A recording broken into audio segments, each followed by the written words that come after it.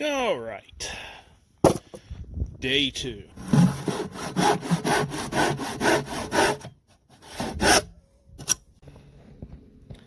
right, so there's our brace, and that'll prevent side-to-side movement as well as the angles. But now this will help prevent side-to-side movement in the legs. So we're good on head. See what I got in my wood pile. I might do it. This piece right here, that's walnut. I got a decent amount of hardwood. Let's see what else I got. Wood pile number 2. You are going to go into a bench. Let's see. What was that? You. Ha ha ha ha ha ha ha. You. Yes. Measuring tape.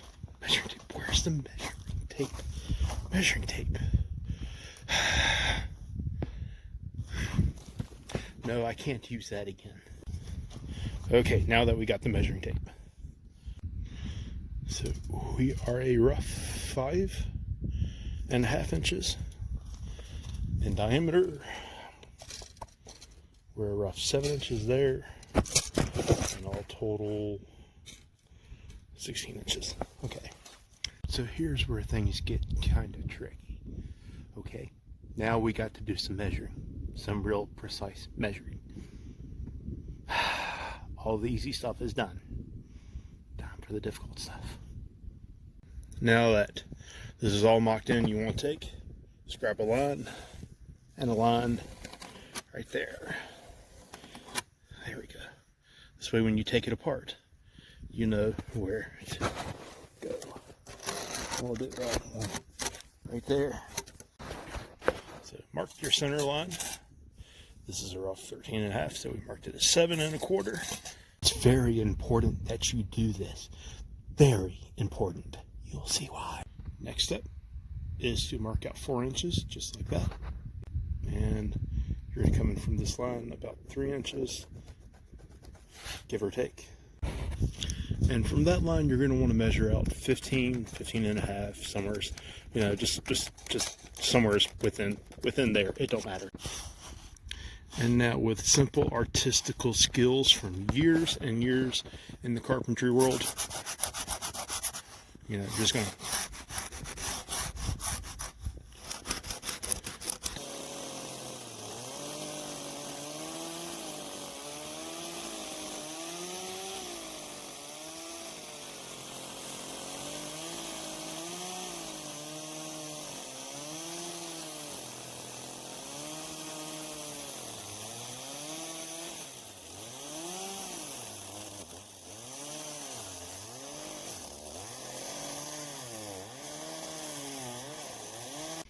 and with machine-like precision and right on the line, boom, boom, boom, look at that, so proud.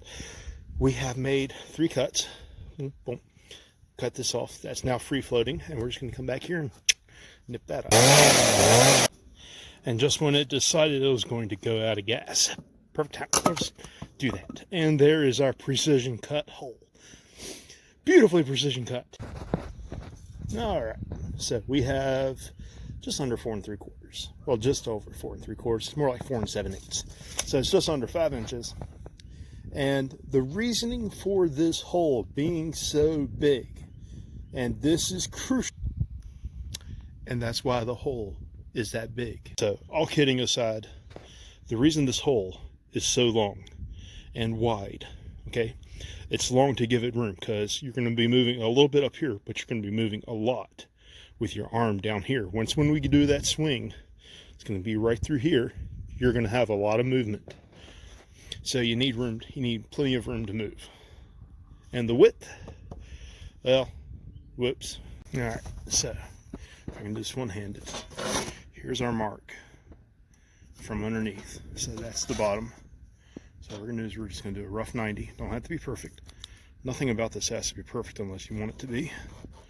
But we're going to just draw a square of a line. That's possible.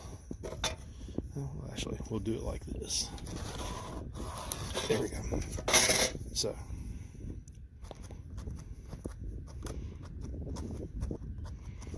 that's our scrap line. So this is the line that we want. Boom. So after you get your length marked out, okay, so measure from this line out to about 9 inches. No, we'll do about 8. We shall do 8 inches right there. Pins out of ink. So we'll just use that as scratch all. So the reason for the distance being so short here rather than up to like 15 or 16 inches is because the movement of the head on the treadle, when you kick this thing, when you put your foot on the treadle and you push, the movement, because right about here is where that center, oh, we got ink, haha.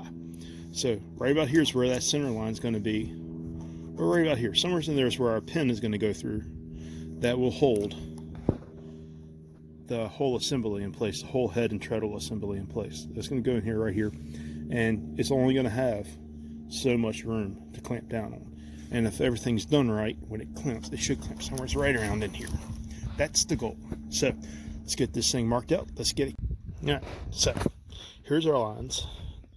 Next time you see this, the center is going to be cut out. All right, so there's our cut made. You see it's not perfectly square. Who cares? And you'll see that we've got our cut marks extended out. But it's like you do a half blind dovetail. You know, your cuts can be on the side where you and nobody else is going to see it other than right now. You come up here. Yeah, that's nice. Slightly off center, but oh well. You know, that'll work really nice. So I guess next step is to get it put together. It's okay if we're cut off a little bit more than what we actually fit, because we're making this fit that. Okay, so there's a cut, there's a support. Okay, so right there's that line we marked right there. So put that right back on the line, and now you get to see the angle we get to cut off in the back. That's if you want an angle. If you don't want an angle, take a look what you can do. I won't lie, that's a steep angle. That's a steep working angle for me. So the other thing we can do is, if you want to, you can always do a squared one like this. And I'm digging this. It's got a slight angle to it. I said down. Oh yeah. Yeah. We're going to leave this. This is how we're going to do it. And you see it'll be nice and solid. And let's get this thing locked in place. So what we're going to do is put screws right there and there. Okay? And we're going to do the same on the back. And then we'll be about ready to lock this guy on down into it. Yay! There we go.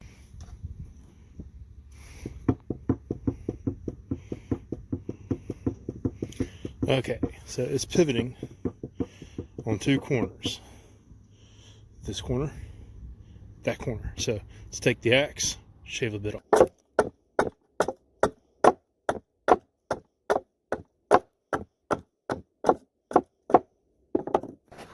After we axed it some, and now we got this thing nice and flat. See that? I'm shaking, trying to, and it's not budging. So now let's screw the back of it in. All right, so we got all of our screws in. Up here at the top, you want to make sure it says drill and sink your screws as deep as possible.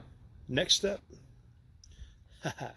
is to take the axe and trim up these sharp points. Do it with the axe, do it with the chainsaw, whatever. I like an axe. So we're going to trim it up, bring it all in, and I'll check back here in a minute. Okay, now with great artistry, I traced these lines out, because when you sit down on this, like so, you know, you want to be able to have room to bring your legs in like that, and we just don't have it. So we need to make this part of the board skinnier. Let's do it. All right, so there it is. We took the chainsaw, not the axe. And we followed our lines with great impunity. We didn't follow them at all. So we got the bench coming in, swoops. That gives us enough room for our legs. Remember, don't do what I did. Do as I say, not do as I do. Okay?